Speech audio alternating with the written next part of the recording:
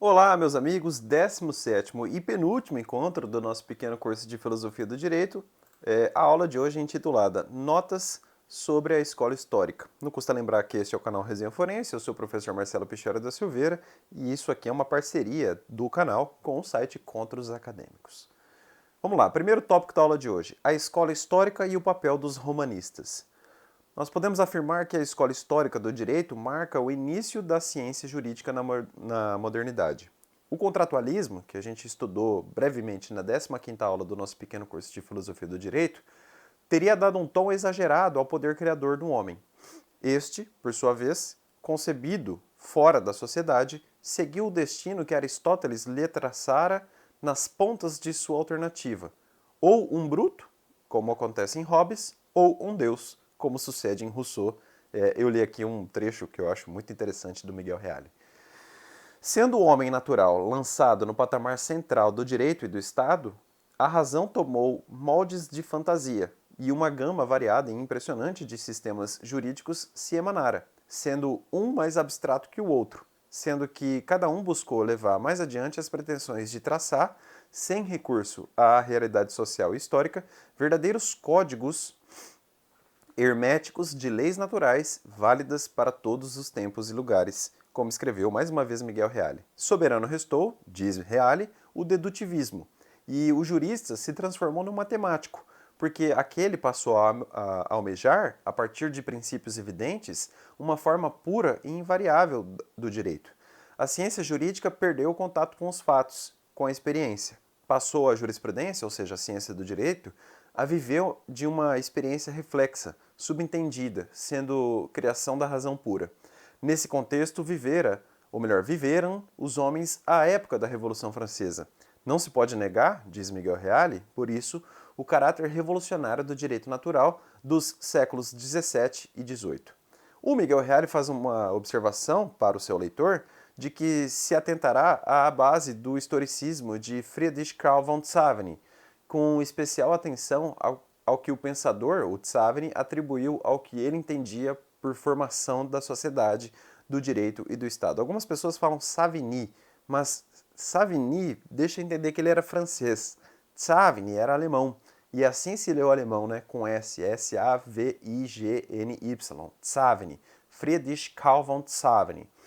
Sob o ponto de vista do fundamento do direito, a escola de Friedrich Karl von Savigny e de Georg Friedrich Purta significou uma contraposição, ponto por ponto, do contratualismo, uma reação, diz Reale, contra a abstração do homem natural e também contra as edificações artificiais, ficcionalista, da sociedade e do direito, a escola histórica.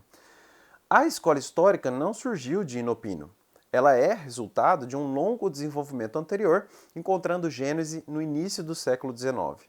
Com uma pujante vertente justnaturalista, a Revolução Francesa foi quase inteiramente pautada pelo direito natural, mas numa versão muito iminente, muito imanente. Havia certo fanatismo do revolucionário pela lei, reflexo, aliás, da teoria de Rousseau, né? A lei seria uma ferramenta de transformação do homem. Há uma confiança exagerada na razão humana. Muito bem, o movimento historicista surge para aparar as arestas do excesso de abstração dos justnaturalistas pró-revolucionários. Como indica o próprio nome, a escola histórica procurou indagar as razões históricas do direito. É meio evidente isso, não é?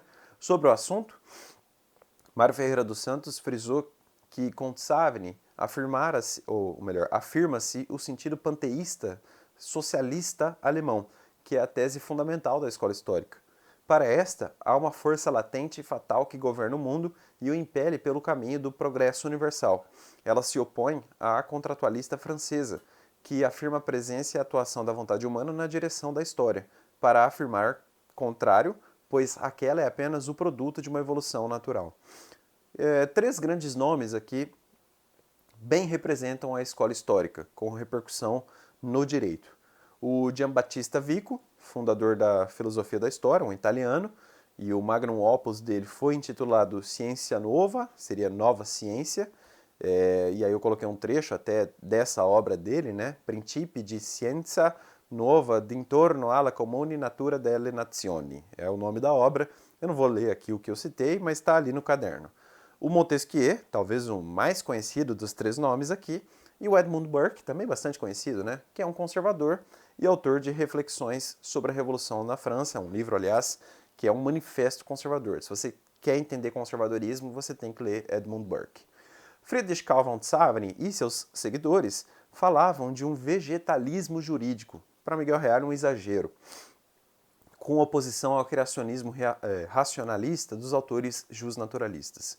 Para a escola histórica, há uma ideia fundamental do direito, que, na tese, cresce e se desenvolve lentamente como uma árvore, como a atualização das forças internas de crescimento espontâneo.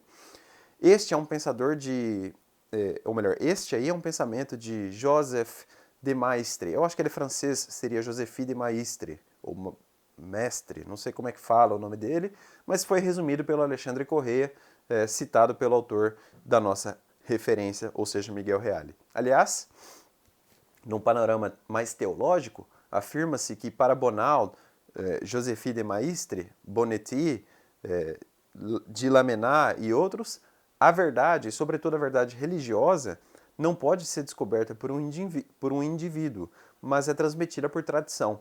Quem a transmitiu recebeu-a de Deus, pois, sendo a verdade atribuída às ideias, sendo essas superindividuais, foram transmitidas por Deus ao homem em determinado estado de sua existência ou desde a criação, como bem coloca e situa o seu leitor Mário Ferreira dos Santos. Tal analogia, se levada ao exagero, acaba por se traduzir num erro de Jacques Leclerc, muito acertadamente atribui a uma miopia manifesta que limita o seu campo de percepção a um aspecto do real. O Reale citou Leçon du droit naturel, Le fondement du droit e de la société, do próprio Leclerc, aí, não sei como é que pronuncia o nome dele, ou Leclerc, mas é citado pelo Miguel Reale na obra Fundamentos do Direito. Eu não achei a fonte original e infelizmente tive que colocar um apode ali. É que a participação efetiva e criadora do homem é sempre uma subordinação de fatos e valores. Há uma harmonização do mundo do ser com as exigências do dever ser, uma correlação ontodeontológica. Não é certo, diz Miguel Reale, aceitar como naturais unicamente os produtos de uma lenta formação histórica. De certa maneira, é possível afirmar que Kant exerceu alguma influência sobre a história do direito. Não só por ter se preocupado com alguns problemas jurídicos em obras menores como Paz Perpétua, mas principalmente com o seu criticismo gnoseológico, que tanto influenciou juristas de seu tempo, como Gustavo Hugo e Anton Friedrich Justus Thibaut. Noutra passagem, eu acho que é assim que fala, tá? Thibaut, Thibaut. Esse nome é muito importante. Numa outra passagem, Miguel Reale escreveu: a poderosa influência do kantismo, note-se que nos referimos às conclusões da filosofia crítica e não à obra especial dedicada ao direito, que é a Paz Perpétua, nos trabalhos de Hugo e de Thibaut, é fato hoje perfeitamente esclarecido. Aliás, quando Hugo, no seu Tratado de Direito Natural como Filosofia do Direito Positivo, reclamou uma nova metodologia para o estudo do direito, aplicando os princípios da crítica kantiana, Frias, com muito acerto, notou que sua atitude era de um kantismo mais consequente do que o do próprio Kant, o qual, em verdade, não se mantivera consequente no estudo do direito. Eu citei aqui, repito, Miguel Reale, e, a respeito, eu coloquei a obra de uma turca que eu encontrei na internet, que ela fala da polêmica entre o Thibaut e o Tzavny, tá? É bem interessante, e é impressionante como as coisas são repetidas por aí, ou seja, essa leitura histórica realmente é muito dominante nos cursos de direito. Com outras palavras, e agora lendo aqui, um outro texto do Miguel Reale diferente desse que eu acabei de ler.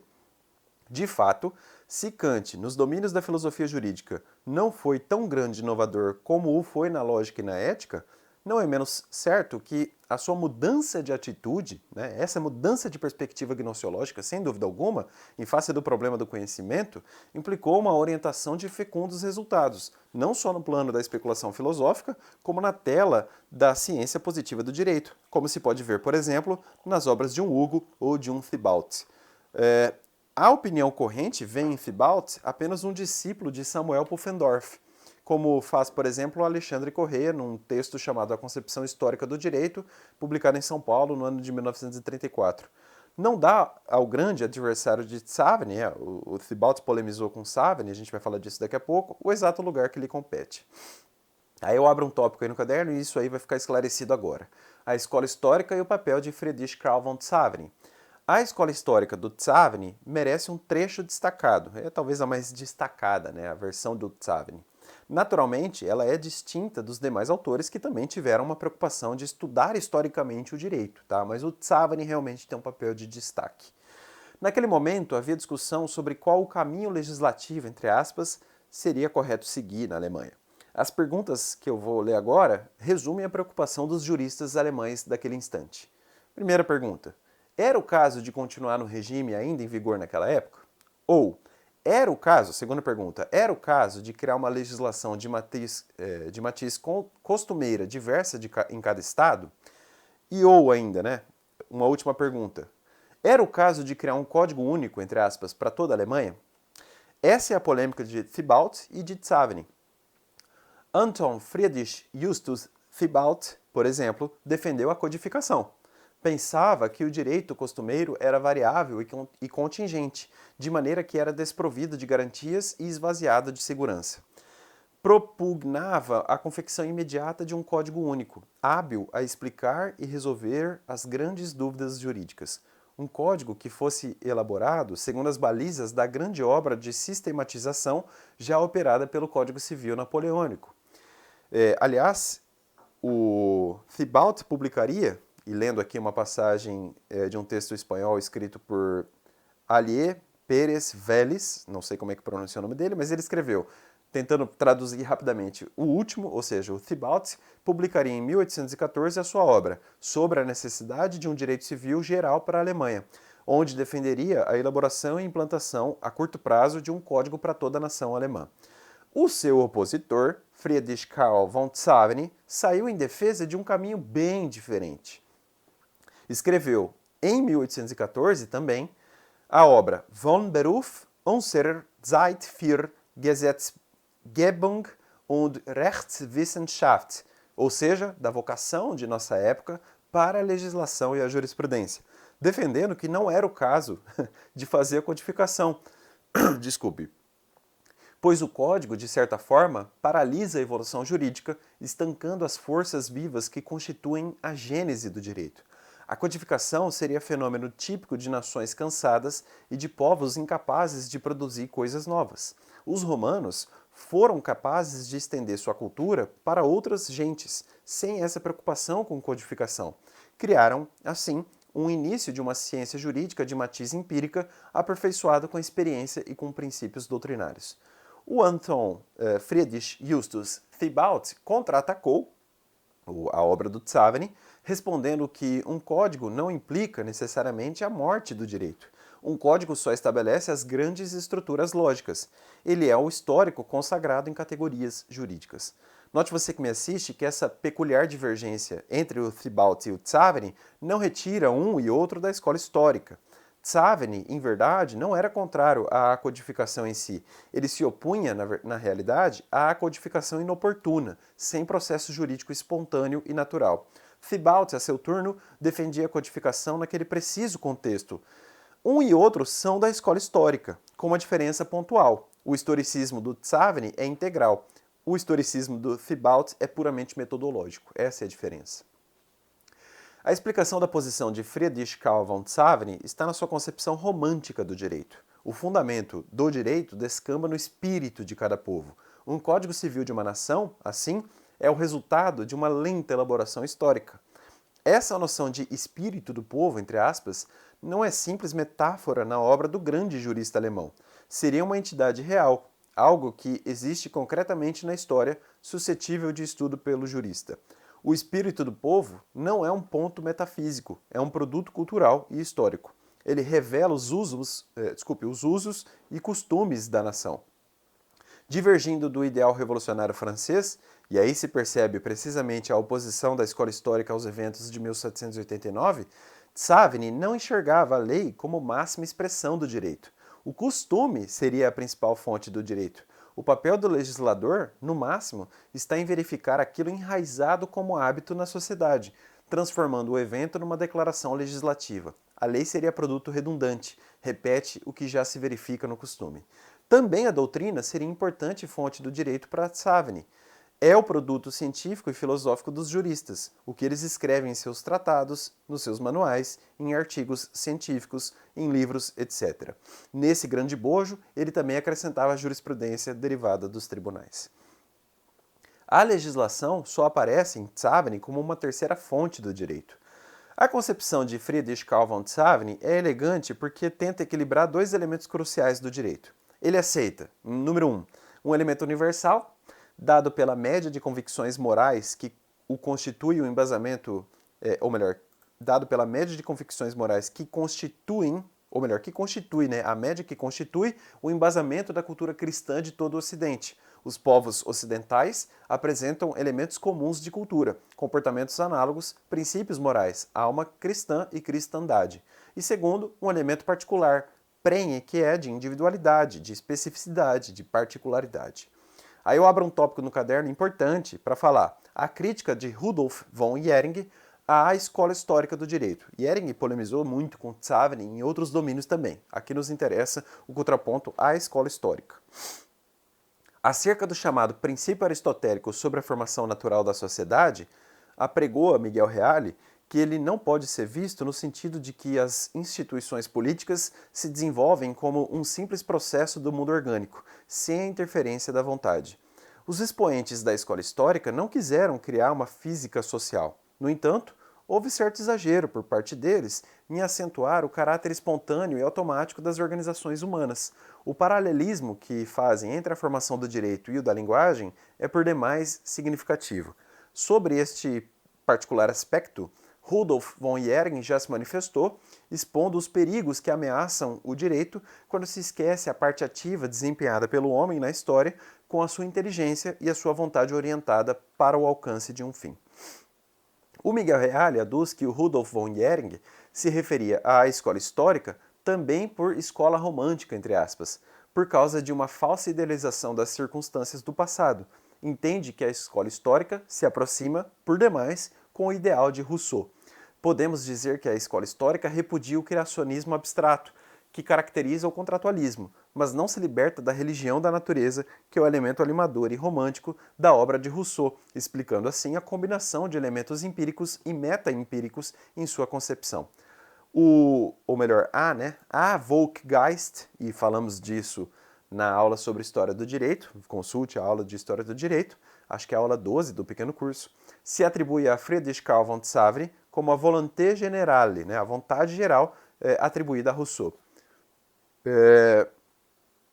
O francês, no entanto, o Rousseau, reduz seu impulso romântico ao esquematismo lógico de um contrato, logicizando, como bom racionalista, segundo as exigências do cartesianismo, que é uma feição característica do pensamento francês, enquanto para o alemão, ou seja, para Savigny, Friedrich Carl von Savigny, com essa coloração religiosa da qual os alemães sentem necessidade até mesmo quando praticam irreligiosidades, concebe o espírito do povo como uma fonte misteriosa de preceitos e de normas, na espontaneidade irracional das forças obscuras e silenciosas. Um arranca tudo de si mesmo e se transforma na voz da revolução. O outro, eu acho essa passagem muito boa. O outro, na aurora do evolucionismo, ainda não influenciado pelas obras de Darwin e pelos esquemas frios da ciência positiva do século XIX, vê o direito brotar do espírito popular, traduzindo os imponderáveis de cada região e de cada estirpe.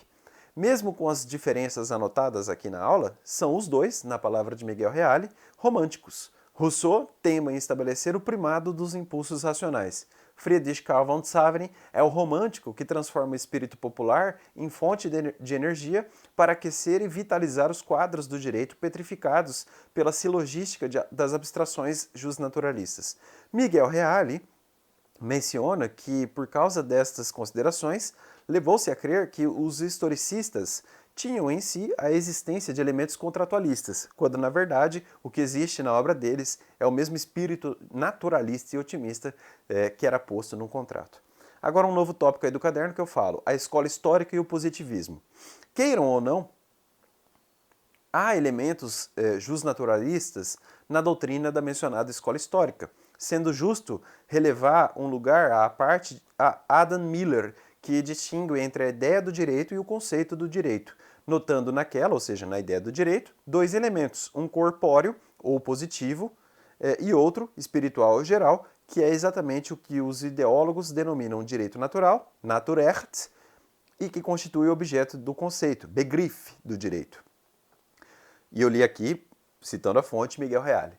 Friedrich Carl von Tzavny e Georg Friedrich Purta, eu acho que fala assim o nome dele, tá? Escreve P-U-C-H-T-A, Purta, também não podem ser taxados como positivistas no sentido técnico da palavra, uma vez que ambos não rejeitam quaisquer atitudes axiológicas e ainda recorrem a uma noção obscura e romântica, a de espírito do povo ou consciência racional, a base misteriosa das concordâncias preexistentes no mundo do direito.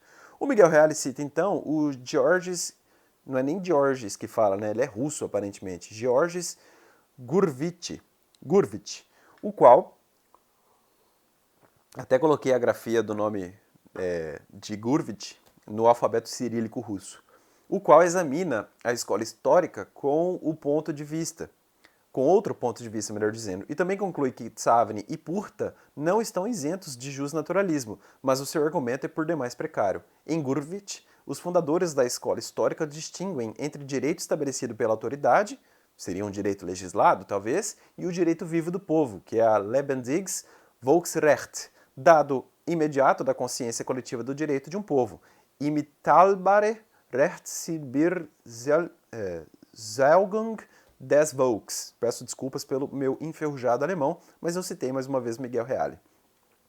A proposta da escola histórica era explicar historicamente o direito, está no nome, a ordem jurídica positiva. Mas os seus mentores, mais esclarecidos, não puderam deixar de reconhecer que na história do direito, ao lado do natural, do espontâneo, do necessário, há também um elemento consciente, reflexo, criador. Eu li aqui Miguel Reale, tá? A aula toda quase é baseada no professor Miguel Reale. A tentativa da filosofia jurídica positiva era agnóstica e se ateve somente à mera descrição dos acontecimentos. É a força da escola histórica que, ou melhor, é fora da escola histórica, até estava achando estranho, é fora da escola histórica que encontramos o desenvolvimento mais claro sobre a teoria do direito como produto da natureza, que culmina em certas expressões do materialismo histórico que tentam uma explicação do mundo jurídico como uma superestrutura de condições objetivas de ordem simplesmente econômicas. É uma crítica conhecida de Miguel Reale ao marxismo. Eu encerro aqui o 17º encontro e parto já para o último encontro, já no seguinte, obviamente no seguinte vídeo, no 18º vídeo, para fechar esse pequeno curso falando um pouquinho de tomismo, de direito justnaturalista na obra de Santo Tomás de Aquino. Abraço forte, pessoal. Até mais.